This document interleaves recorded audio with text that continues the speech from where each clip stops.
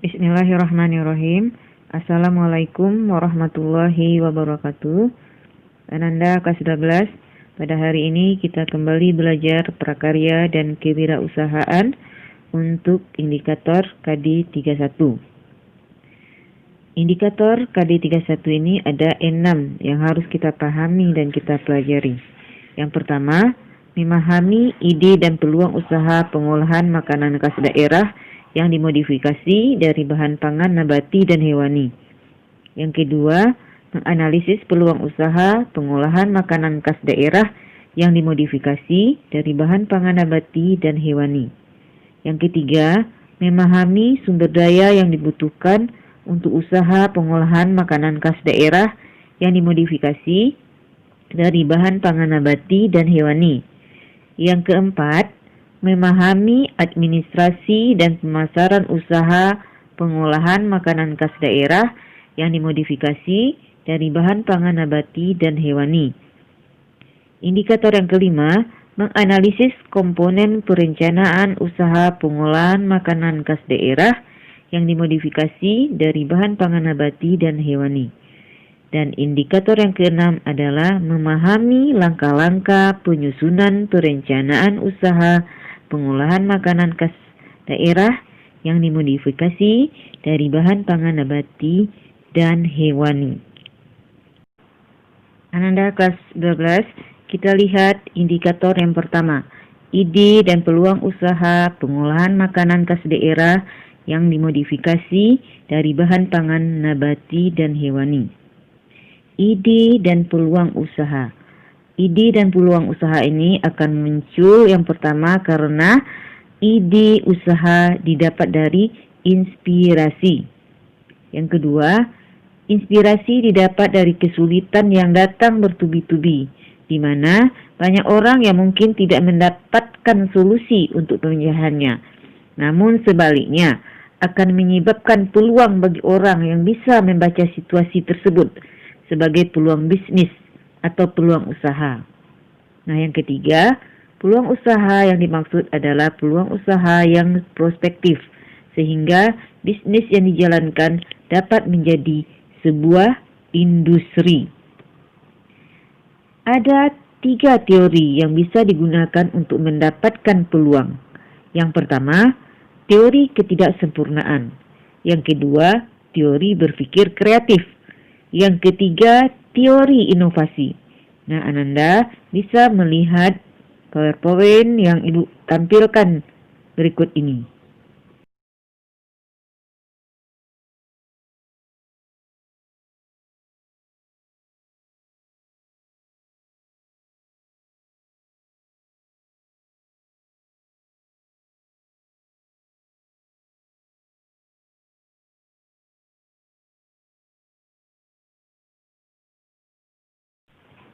Ananda, selanjutnya indikator yang kedua, menganalisis peluang usaha pengolahan makanan khas daerah yang dimodifikasi dari bahan pangan nabati dan hewani. Ada 6 analisis yang harus kita perhatikan dalam menganalisis peluang usaha pengolahan. Apa saja itu? Mari kita lihat satu persatu. Yang pertama, analisis kebutuhan pasar. Jika kita mempunyai konsep atau rencana, sebelumnya mempunyai konsep, namun kita harus tahu apakah konsep yang kita buat itu betul-betul untuk kebutuhan pasar atau tidak. Yang kedua, analisis kebutuhan materi. Jika konsep usaha kita tepat dengan kebutuhan pasar, apakah materi dari usaha kita dapat diperoleh dengan mudah? Untuk mendapatkan bahan baku itu apakah bisa didapatkan dengan mudah? Begitu juga dengan tempat dan harganya. Nah, yang ketiga,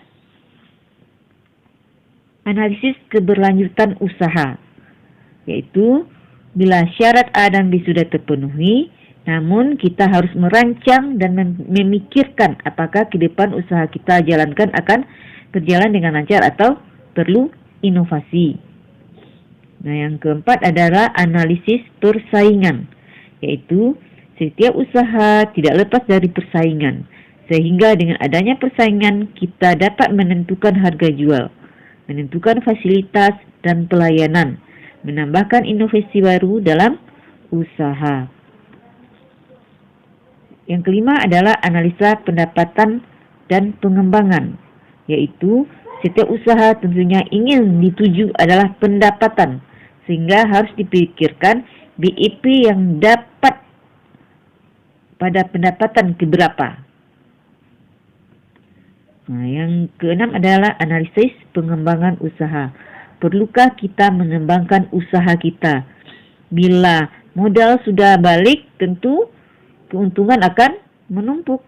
Bila keuntungan itu menumpuk begitu saja tidak dikembangkan, mungkin ini akan mendatangkan kemubaziran. Tentu kita akan mengembangkan usaha kita. Nah, Ananda bisa melihat PowerPoint yang Ibu tampilkan berikut.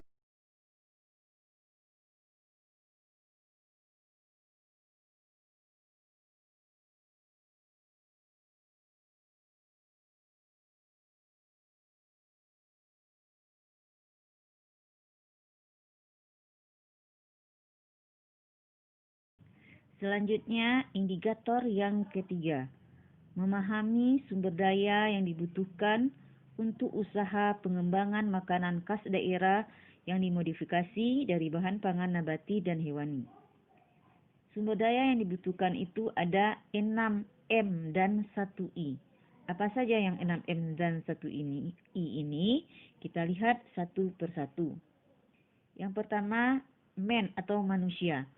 Dalam pendekatan ekonomi, sumber daya manusia adalah salah satu faktor produksi, selain tanah, modal, dan keterampilan. Pandangan yang menyamakan manusia dengan faktor-faktor produksi lainnya dianggap tidak dapat baik dilihat dari konsep filsafat maupun moral. Manusia merupakan unsur manajemen yang penting dalam mencapai tujuan perusahaan. Yang kedua, money atau uang. Uang merupakan salah satu unsur yang tidak dapat diabaikan. Uang merupakan alat tukar dan alat pengukur nilai. Nah, yang ketiga adalah material atau bahan. Perusahaan umumnya tidak menghasilkan sendiri bahan mentah yang dibutuhkan, melainkan membeli ke pihak yang lain. Yang keempat adalah mesin atau peralatan. Mesin mulai memegang peranan penting dalam proses produksi setelah terjadinya revolusi industri dengan ditemukannya mesin uap, sehingga banyak pekerjaan manusia yang digantikan oleh mesin. Yang kelima adalah metode atau cara kerja. Metode cara kerja sangat dibutuhkan agar mekanisme kerja berjalan efektif dan efisien. Selanjutnya, market atau pasar. Memasarkan produksi sudah barang tentu sangat penting, sebab bila barang yang diproduksi tidak laku, maka proses produksi barang akan berhenti. Selanjutnya adalah informasi. Informasi sangat dibutuhkan agar hasil dari dalam suatu hal dikerjakan dapat lebih sempurna. Suatu proses pekerjaan tidak akan berkembang dengan baik jika tidak bisa menerima dan menyaring informasi dari luar. Nah, Ananda bisa melihat PowerPoint yang Ibu tampilkan dan bisa melihatnya.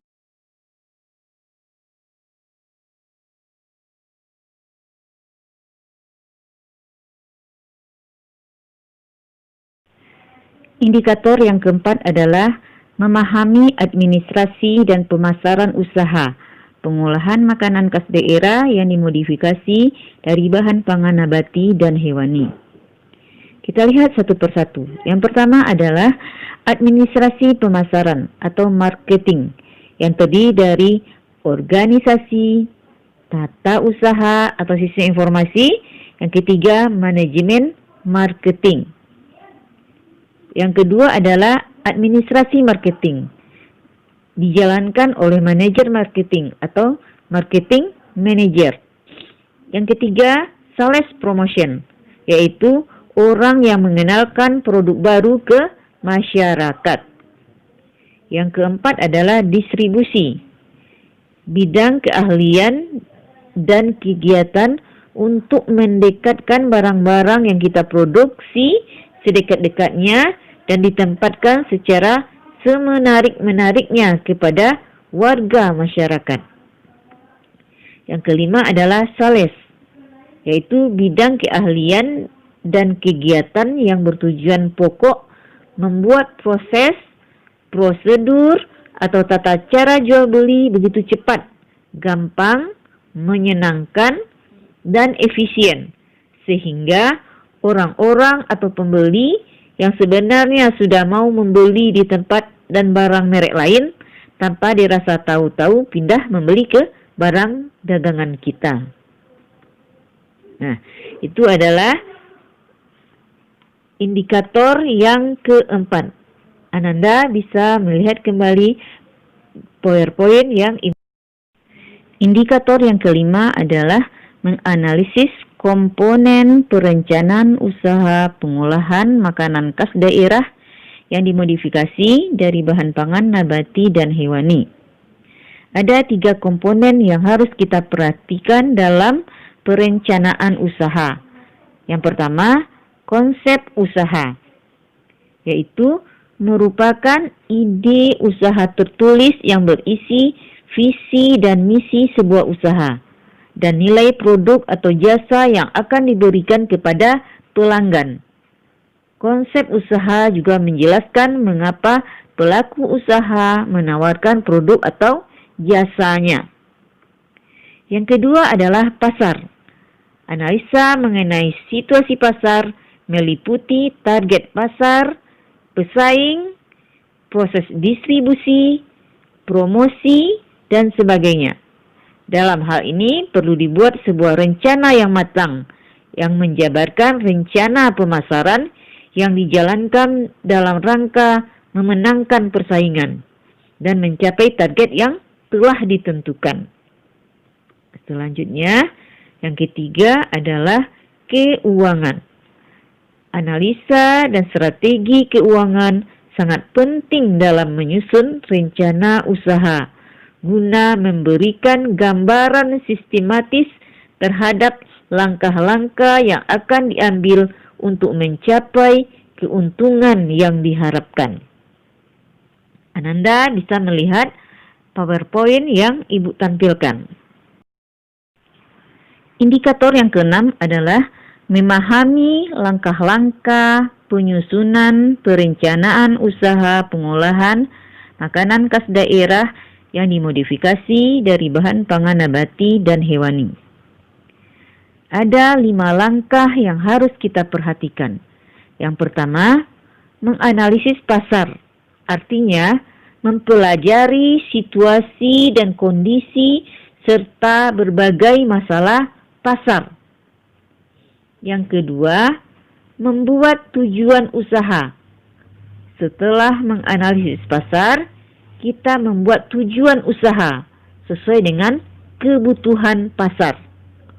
Yang ketiga, memilih usaha yang akan dijalankan, yaitu usaha yang sesuai dengan minat serta sesuai dengan kebutuhan pasar. Yang keempat, menghitung modal, yaitu biaya yang akan dikeluarkan untuk memulai suatu usaha. Yang kelima, merencanakan pemasaran. Artinya, merencanakan pemasaran produk usaha yang kita buat. Jadi, ada 5 langkah-langkah dalam menyusun perencanaan usaha.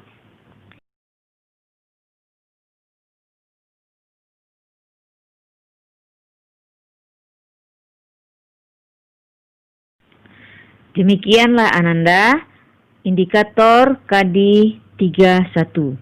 Mudah-mudahan Ananda bisa memahaminya dan mempelajarinya.